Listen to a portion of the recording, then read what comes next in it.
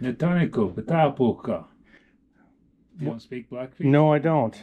Well, I don't speak English very well either sometimes. Okay, cool. My dad always burned into my head since I was a little kid. There's no such thing as can't. You know, nothing's impossible. If you want to do something, don't sit there and use this. He's, you know, use your mouth and talk about it. Use your ass and go do it. And having Yeah. grain, Yeah.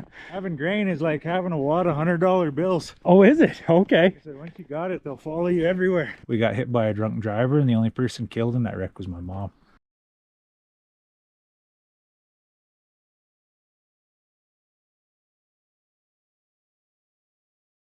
We're humans.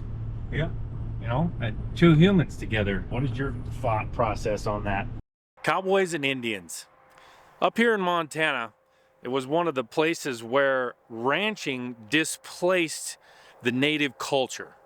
And it happened over time, and we talk about a lot of different things that have to do with that. We talk about cattle coming in here after the buffalo were displaced, and the Indians were moved on to reservations, and all the atrocities that happened during that time period. And today, we're gonna go up to the Blackfoot Reservation and talk to an amazing man by the name of Dougie Hall. He's got an incredible history, and we're gonna talk to him about what's happened in the past, what's happening now, the difference in culture, because on a reservation, it's like a different world, different laws, their own sovereign nation, and so they live a little differently. And then how ranching functions out here, and are they bringing back the buffalo, things like that. I'm Trinity Vandenacre. I hope you enjoyed today's episode. Let's go meet Dougie. Well, I think I'm here. It's the land of winter up here in the northern Montana. On where I live, it doesn't really have hardly any winter at all. So this is getting the gate open here. And when I tell you we're not near anything, I mean we are not near anything. This is out there.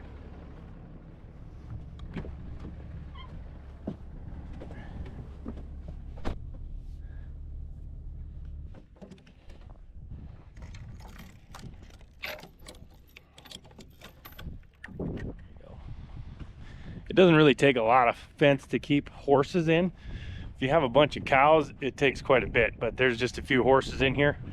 So just a 2-wire thing usually keeps them in pretty good. One thing that happens up here is that the wind blows. You can tell.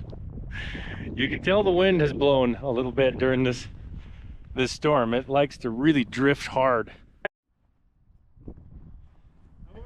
Good, how are you doing? Good, nice to officially meet you. Yeah, no kidding. No kidding. Heat wave come Good to meet you. Oh yeah, no kidding. Man, you guys have winter up here. Yeah. You get getting a lot of snow extra this year, or like more than usual, or Not really. Get out, dog. no? I don't like it's not as much as we used to, I guess I should say. Yeah, still not, huh? Yeah, we used to get quite a bit more, but I was pretty glad this last storm we finally have some grass. Anyway, so anyway, you want a cup of coffee, and then we'll cake I don't know, what are you planning on Yeah, doing? whatever you want to do, man. So Have a coffee, and we'll cake these horses. I got a couple of our fraternity horses in there. Get out. okay, sure. Yeah. Hey, dog. How you doing? Huh? Hey, come on in. Stay out. When Indians like you, they tease you. This guy's probably gonna tease you. Oh, I'm sure. Okay. Good.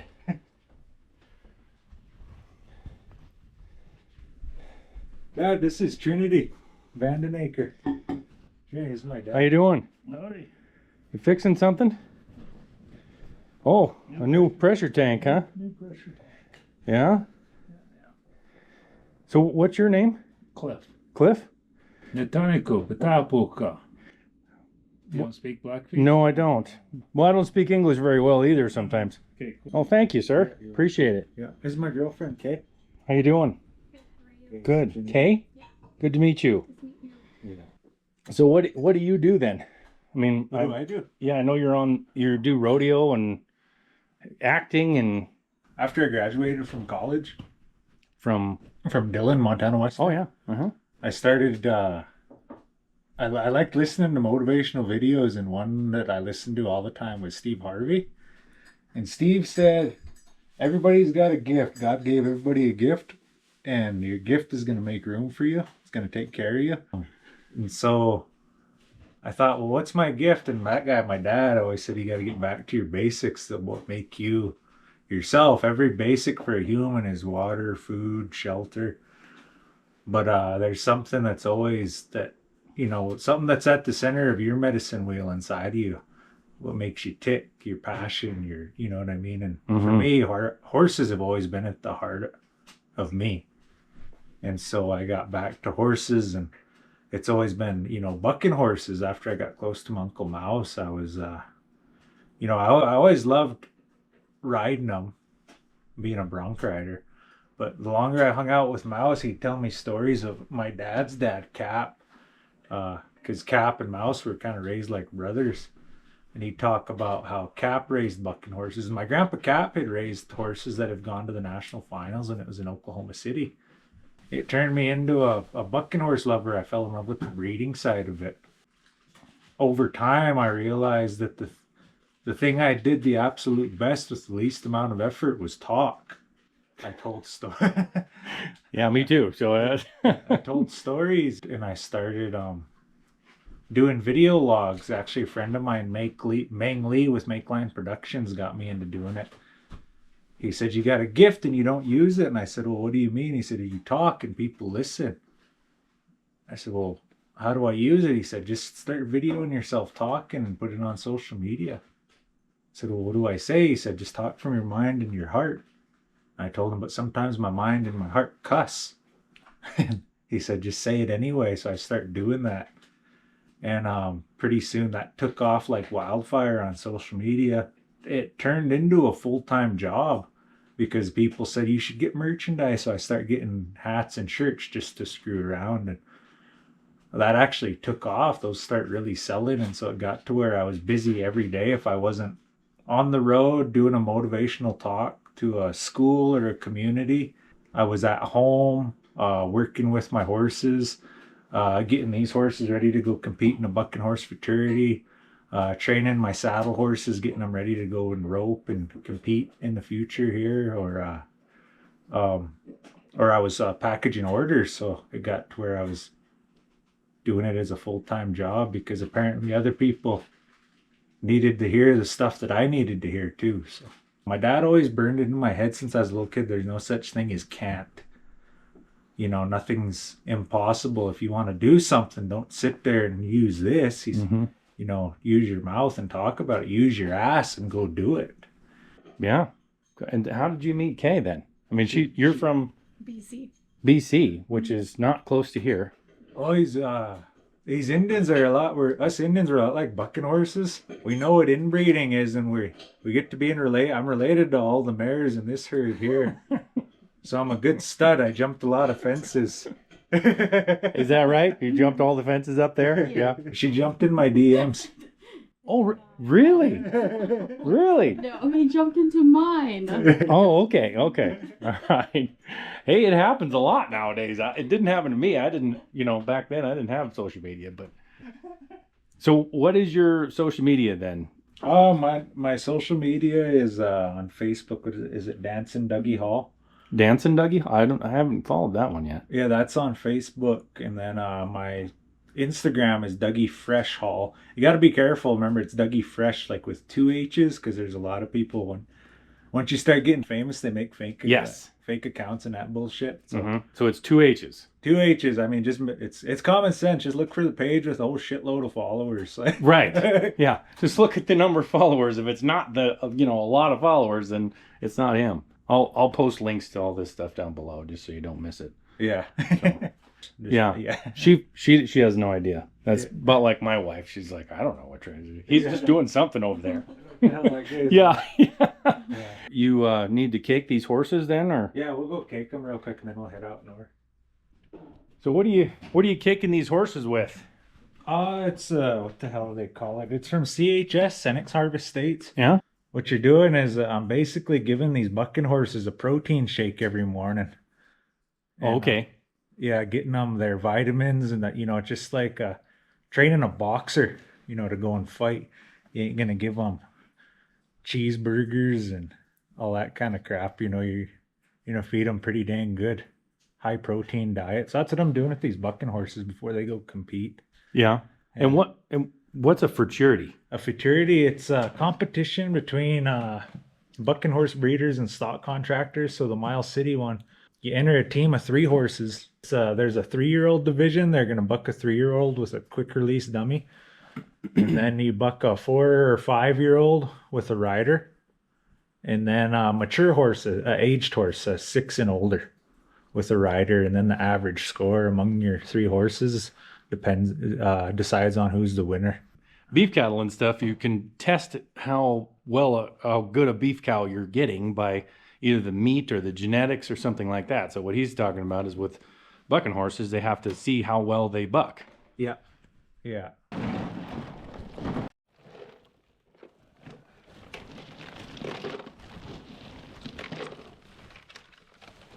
Now, cake is just like grain and hay and everything compressed into a pellet, correct? Yeah, pretty much. So, and then usually they use like a molasses or something sticky to hold it together.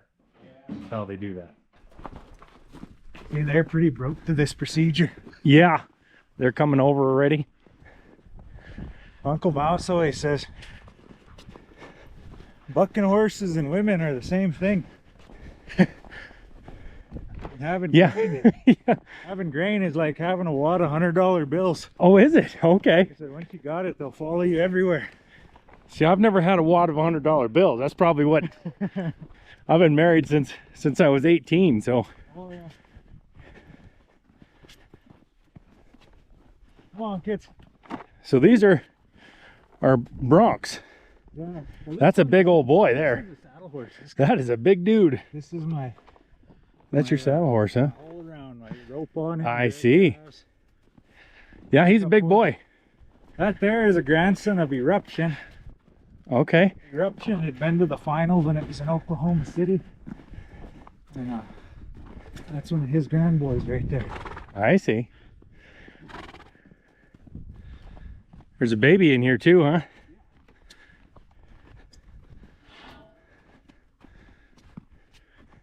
You give them all their pellets in here? Yeah, I need to get them a different tub. I see somebody stomped on it, huh? Yeah. I'll put that one in that other one. But... Okay.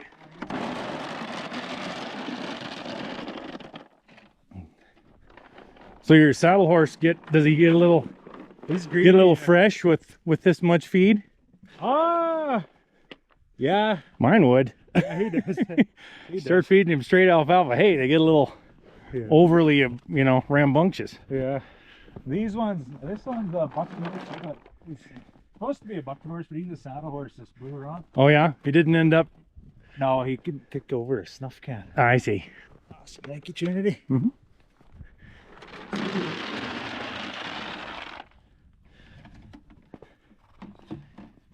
We'll go get him one more. Just for, because most people I talk to raise cattle, and we talk kind of about, what it costs to raise cattle and sell them and everything. What does it cost for how much do you sell like a top of the line bucking horse for? Top of the line? It depends. That market changes every year, just like every other market. But the most I've seen a bucking horse go for, at the Benny Binion sale in Vegas, well-bred, good bloodlines, and just performed really well. She went for 100,000. Bucking horses, people think, oh man, they've such a horrible life for them. Actually, they have it pretty easy. Yeah, you can't force a horse to buck. I got horses in here that they're bred, dang sure bred to do the job, top of the line bloodlines, but they decided not to do it. Yeah, it takes a horse with heart to do it. Yeah.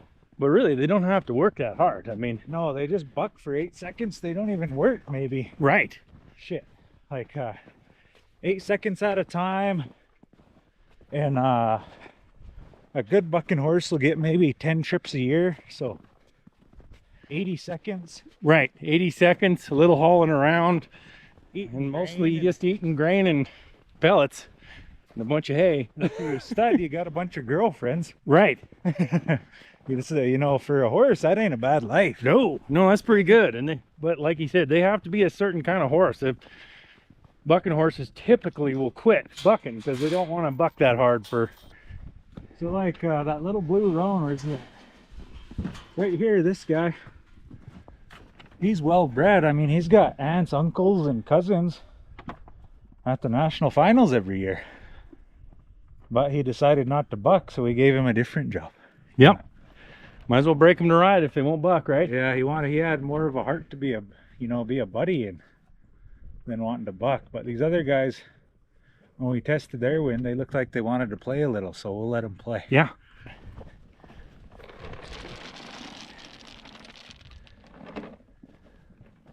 This guy's half brother broke my arm in the fall. Oh yeah? You mean you rode him, he broke your arm, or on the ground somewhere?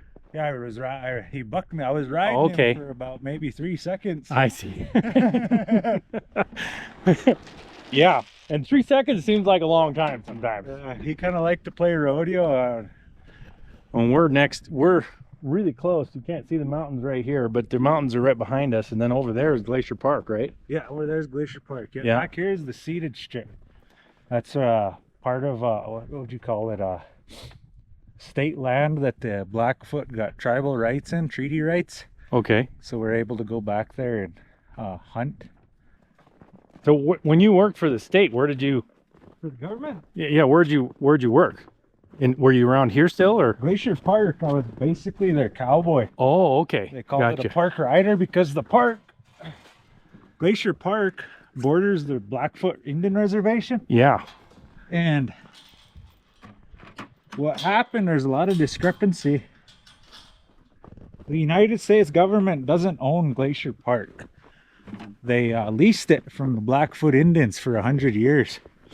Oh, okay. And when that 100-year lease came up, they didn't pay it. And technically, if you read the treaty, I can't remember what treaty it was. I got it in my room. I printed it out and highlighted all the important stuff. The treaty states that the Blackfoot Indians of Montana have the right to hunt, gather wood, and what else do we? Graze. We're supposed to be able to graze our livestock in Glacier Park. Oh. We can't hunt in the park. We get in for free, that's about it. Okay. But we're not allowed to hunt in there and not allowed to graze our animals in there. Well, since all that stuff's going on, the government didn't pay their lease, we got rights and this and that. There's been a lot of confusion and discrepancy about fence in between the park and the reservation. I mean, where the fences go? Where the fences go, if there should be one, that kind of thing. Okay. From what I understand, somebody's going to correct me in the comments. I'm sure they they always correct us in the comments. I always got some asshole that wants to tell me the what for. But anyway, the park got tired of Indian cattle and Indian horses running in the park. So what they did is they hired they put a job out there, call it a park rider, for somebody to push Indian horses and Indian cattle out of the park.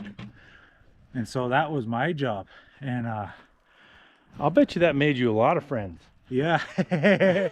I mean, shoot, ever since us Halls were half-breeds, I mean, Indians didn't like us from the get-go, so it's something I wasn't not used to, I guess. But anyway, after a while I was working and I started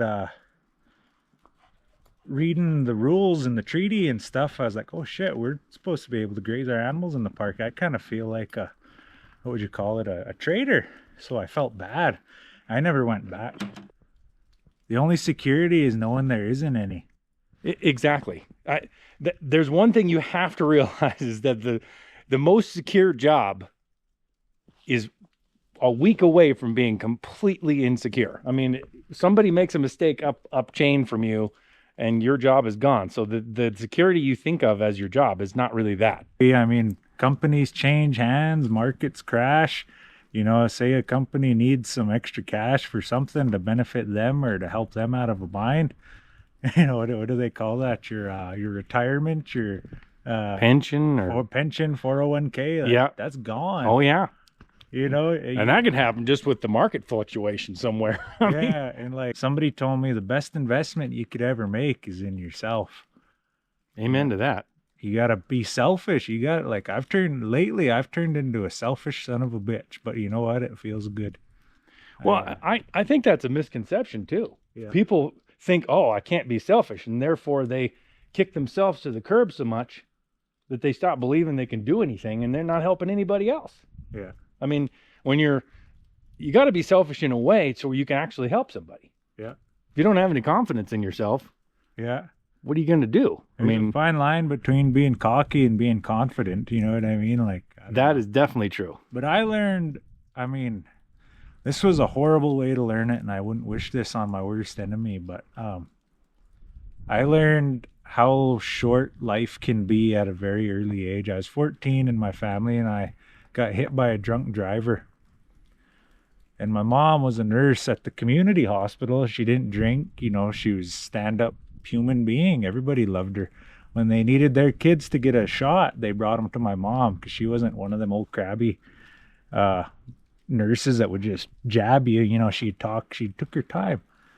And people loved her. Everybody loved her. And we got hit by a drunk driver, and the only person killed in that wreck was my mom.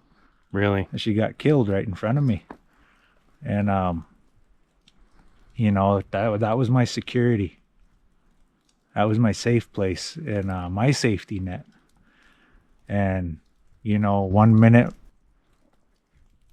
being with your family and everything's fine, and then the next minute, you know, you look in the front seat and you see the people that are supposed to protect you and care for you and guide you, and they're your safety. You know, they're blowing bubbles in their own blood over airbags. You know what I mean? It changes just like that. Mm-hmm. And that was a hard way to learn it, and I wouldn't wish that on anybody, but that's how I learned how short life can be and how there is no security. And it gave me enough courage recently to stand up for myself, to take up for myself, to care for myself, to keep building what Dougie Hall is, what good medicine bucking horses is. You know what I mean? Because there ain't no security. Anybody tells you there is, they're a liar. Excuse me for cussing, sorry. You really bleep that I'll out? bleep that out. Okay. Yeah. Yeah, no, I'm with you 100%. It's all people seek so hard for security when it's actually just elusive. It's just like sand. You can't get a hold of it. Yeah. You might think you have a hold of something, but you don't. No, So, not at all. You got to live like that. And I think what you're saying is taking the time, knowing how short life is, makes you think, how do I make it count today? Yeah. Right? I mean, what the things that I think matter, like what this person might think of me or that person might think of me, actually don't matter very much today. What matters is who I think of me, right? Yeah.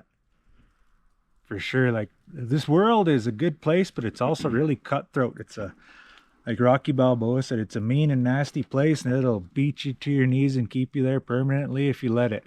You know, winning is knowing how to get knocked down getting knocked down, but getting back up and keep moving forward. That's what winning is. That's how you win in life. And like me, I recently, like for an example, I just got into the stunt industry for the movies and stuff. I got hired on my own. Kevin Costner saw a video of me. Really? Riding, you know, and he handpicked me to be an Indian in one of his movies. I ain't gonna say which one, but I got hired. I went down there, did the stunt work, got hired as a stuntman, signed a stunt contract, got my SAG card as a stuntman, and I got paid as a stuntman. And anyway, I got hired on another movie, and after that one, to go and do stunts. And I made a video stating that if I'd listened to negative people, I wouldn't have done things like graduate from college, went to the college finals in the bronc ride, and I wouldn't have raised bucking horses that the whole PRCA world is looking at. They won't admit it, but they are. They're watching my every move. And I wouldn't have become a stunt man. Well, the stunt coordinator that hired me to go on this next movie said, "You're not a stunt man." And then he had my cousin, who is a stunt man, call me and try to explain in a roundabout way how I wasn't a stunt man. And I just told my cousin, I said, "You know what? I love you. You're my brother. I always got your back. But ever since I start making my own moves, I got more enemies on this reservation than I got friends. So, you know, F all those guys, F that stunt coordinator, and if he wants to fire me, he can take his movie and shove it up his ass." Because he was trying to get me broke to grain. He didn't realize that I knew how to jump out of the crowd. That's right. Because all the other guys that he hires to do stunts, you know, they're grain broke. It happens all over. I've been told, I can't account the amount of times I've been told that I can't do something. And anymore, it doesn't really affect me the way it used to. It used to just devastate me. Yeah. You know, it's like, oh man, and I'd be like a week and I wouldn't be able to do anything. And now, you know, it's like, well, it doesn't matter what they think I can do. It matters what I think I can do, and I think I can do it. Yeah, so for sure. There's no such thing as can't. That's something that you need to grab a hold of. And if you don't have somebody in your life that can tell you that, then you need to find somebody who can, because those are the kind of people you need in your life, are the ones that stick with you and say, you can do this. Yeah.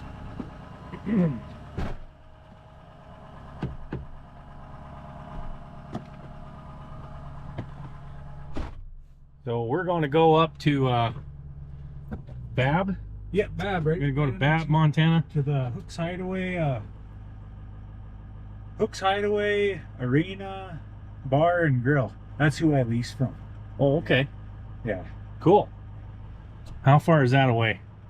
About 40, 50 miles. So everything up here is a long ways. I mean, quite a distance. Wouldn't you say? Yeah. We're not close to anything right here.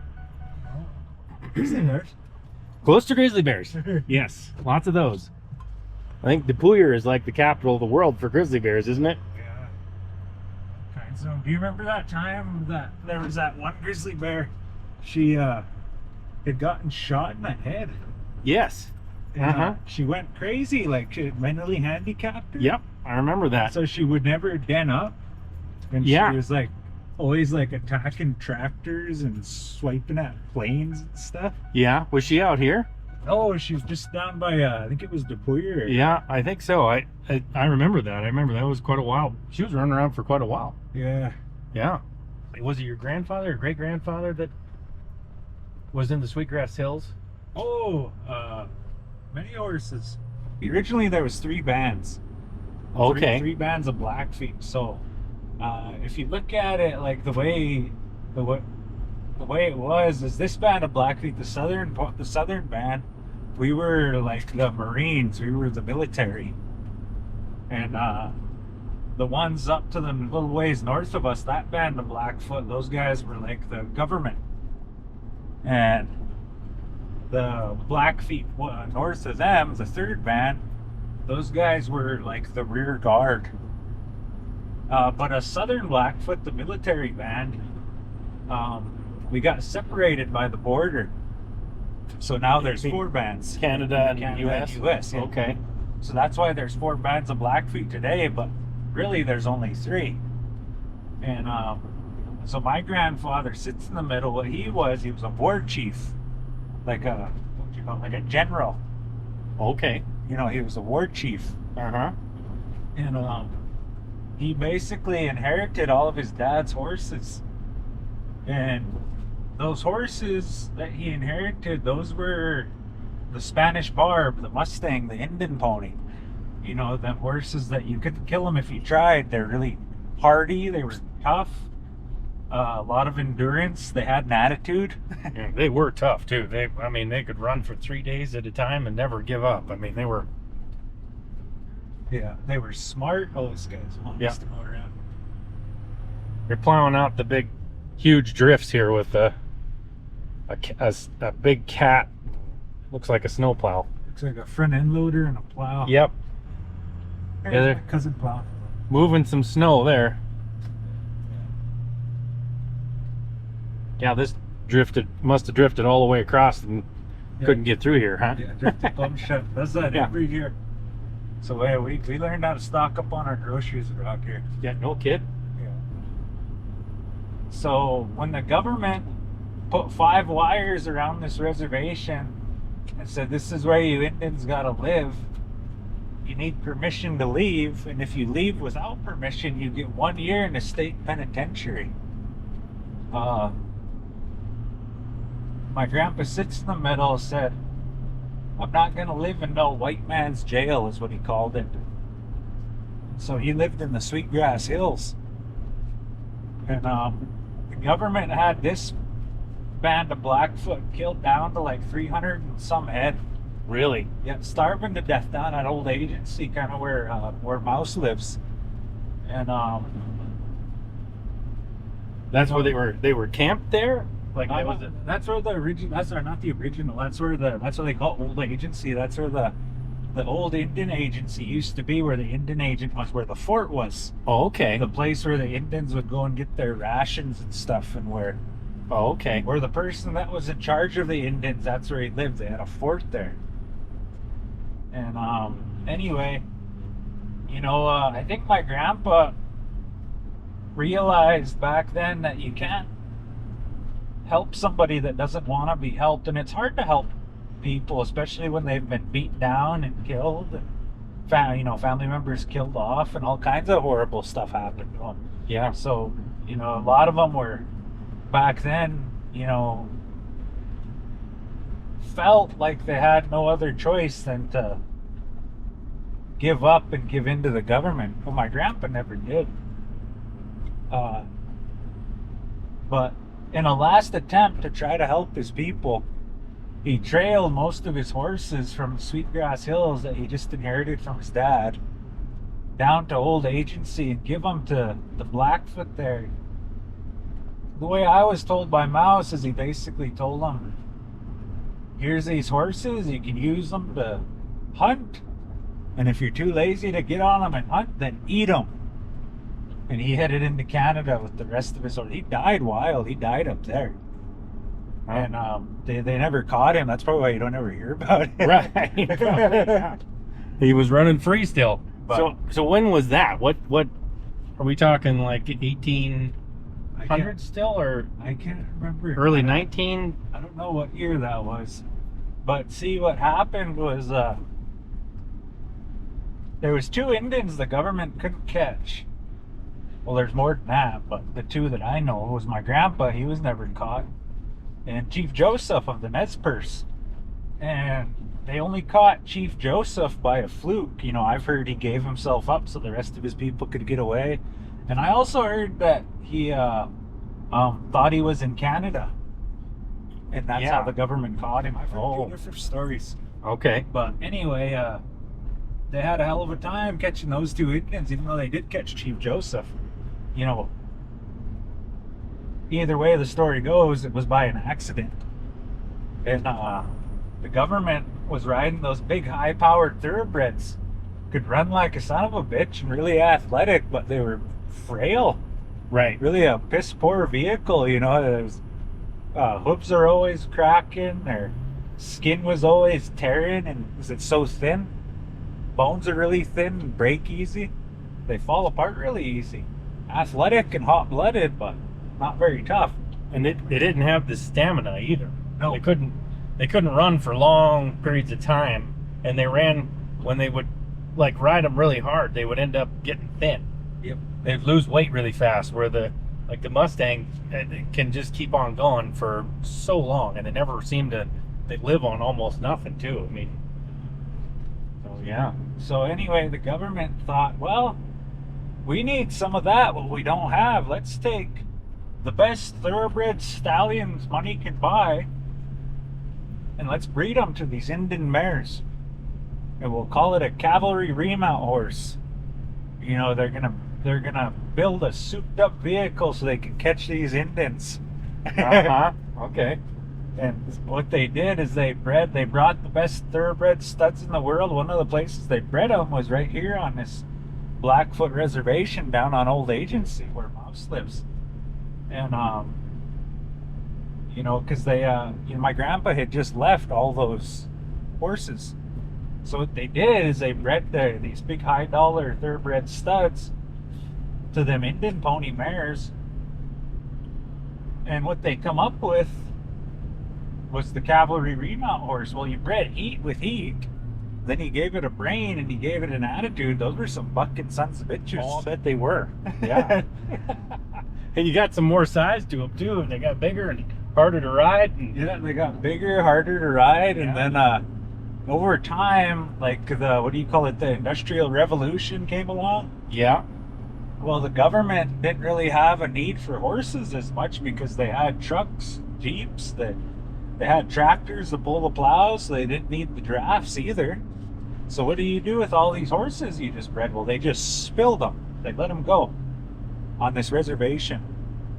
So you had heat and athleticism and an attitude, and you mix it with size. That's where this herd of bucking horses comes from. Oh, okay. It goes all the way back to my grandfather. Many horses. Oh, okay. On paper and stuff, if you break it down, I'm a little over half Indian. But So where does that come from? it comes from both my mom and dad. My mom and dad are both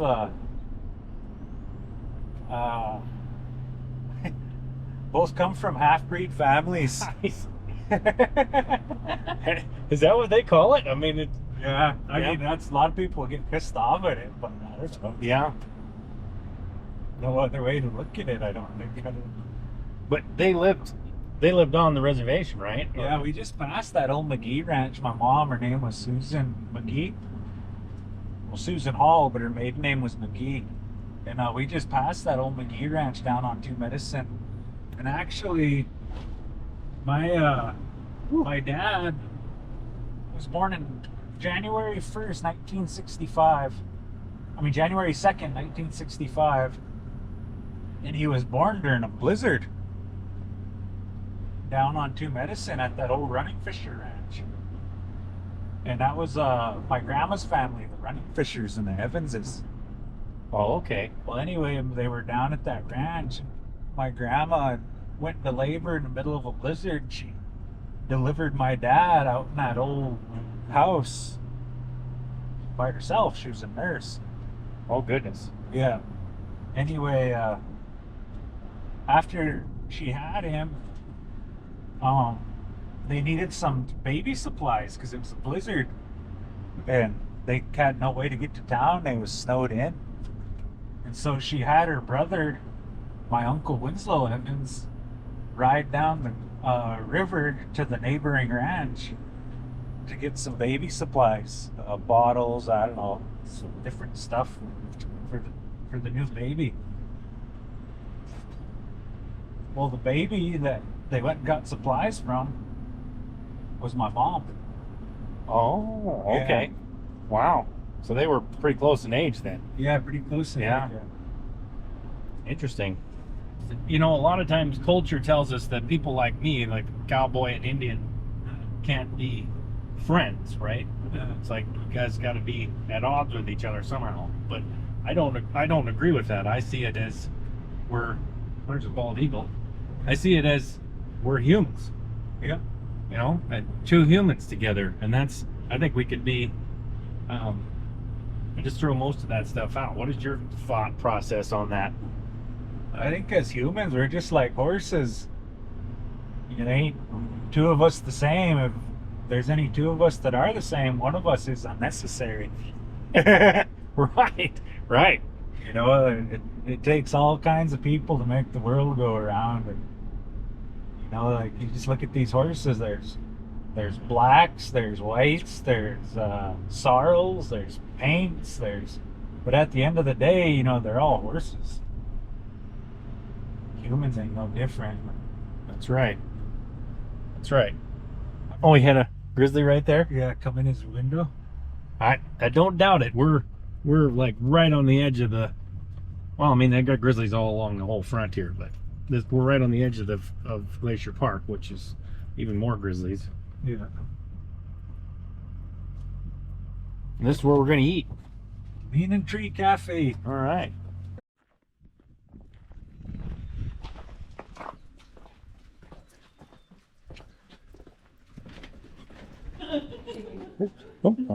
Hello. Hi. How are you guys?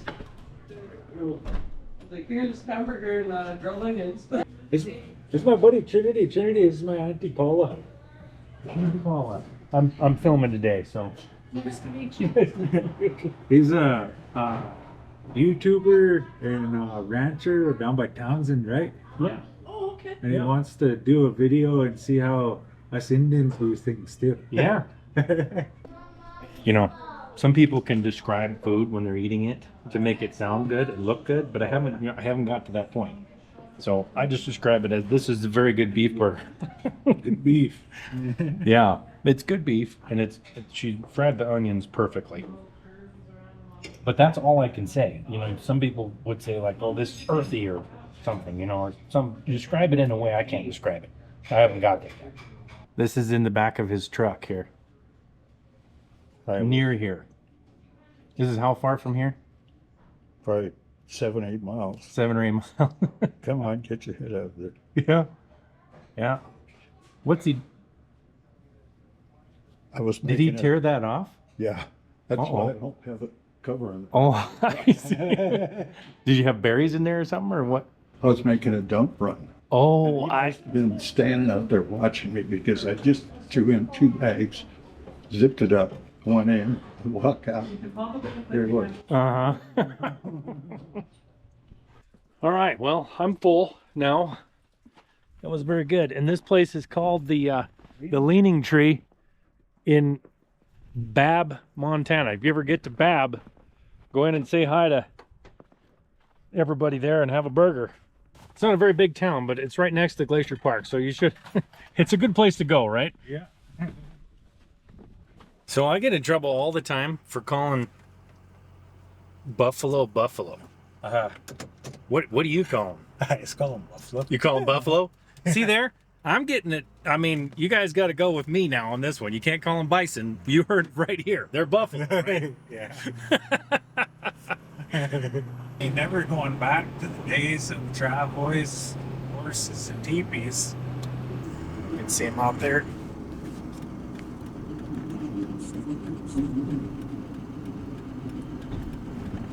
The wind's blowing probably what? 25, 30 miles an hour, I bet. So normally, there's a lot of places in the United States where wind 30 miles an hour would be like extraordinary. Here it's just normal. It's a breeze. This is a breeze, yes.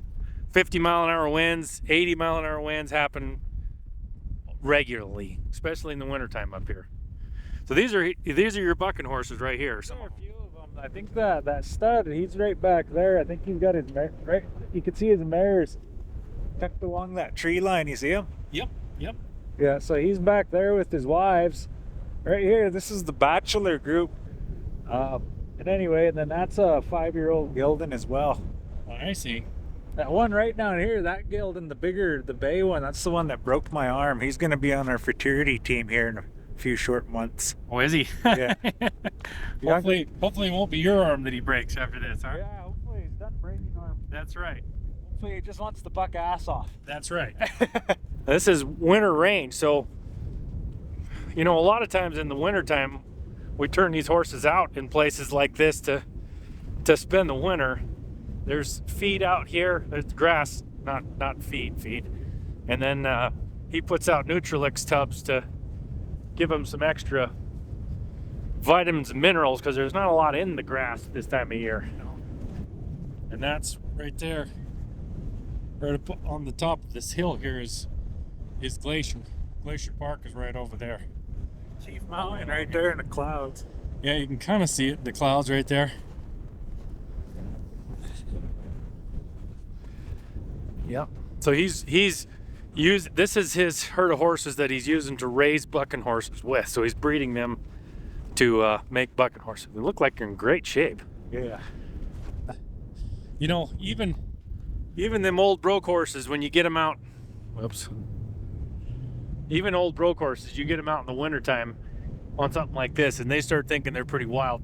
pretty hot stuff. So I can imagine that these bucking horses get a little wilder out here, huh? Yeah. But I'll tell you what, like my Uncle Mouse said, the two best cowboys in the world is a good stud and good feed. That's right. That's why these things, they stick pretty close, because gotta want some good feed out here. Yeah, if they run out of feed, then it's really hard to keep them where they're supposed to be. But, Yeah.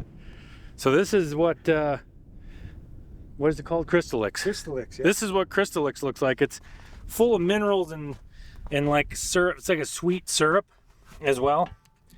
So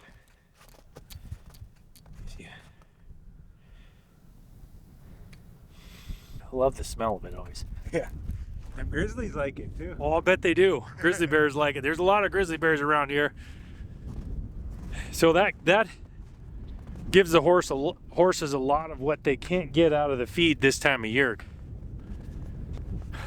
I suppose the bears are most likely not really roaming around yet, but when they do, I'm sure they love to get in those tubs of Crystallix and any grain or molasses or anything you have, pellets.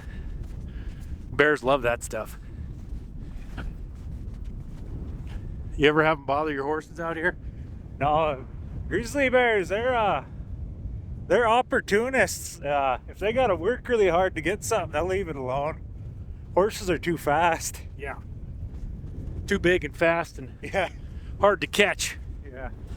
So when we came in contact with the British, was about, I think it was around 50 years before we ever met any Americans.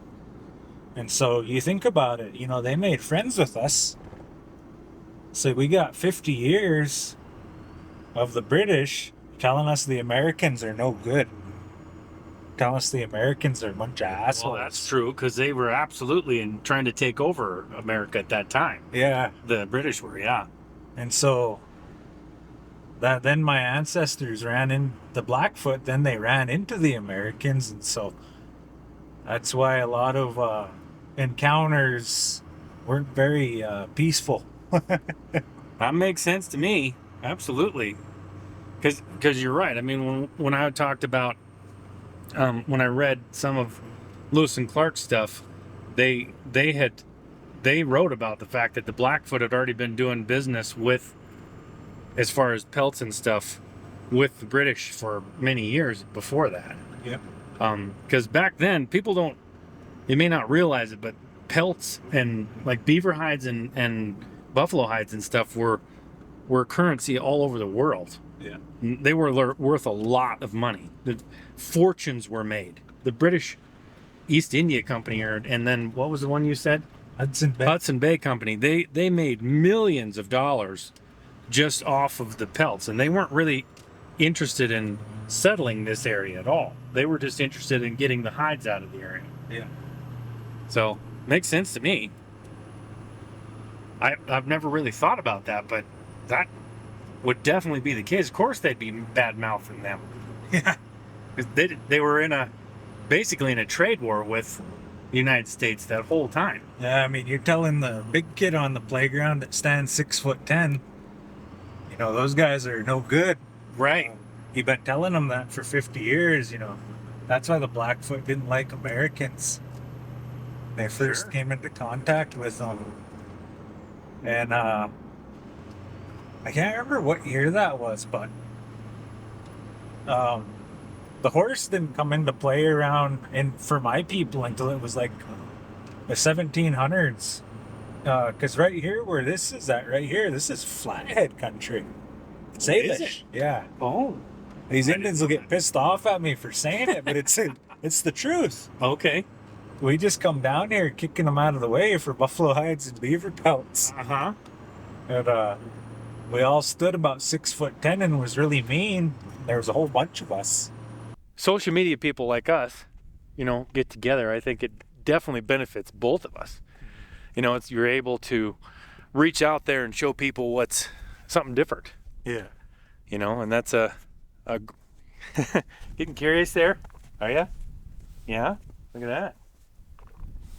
Remember that big roan gelding out north? Yeah. That's his son. Oh, okay. Yeah. Look at that. He was a yearling and bred her. He wasn't supposed to breed her, but Oh, I see. Well, whatever, huh? that's cousin Whoops. He's his own cousin. Aha.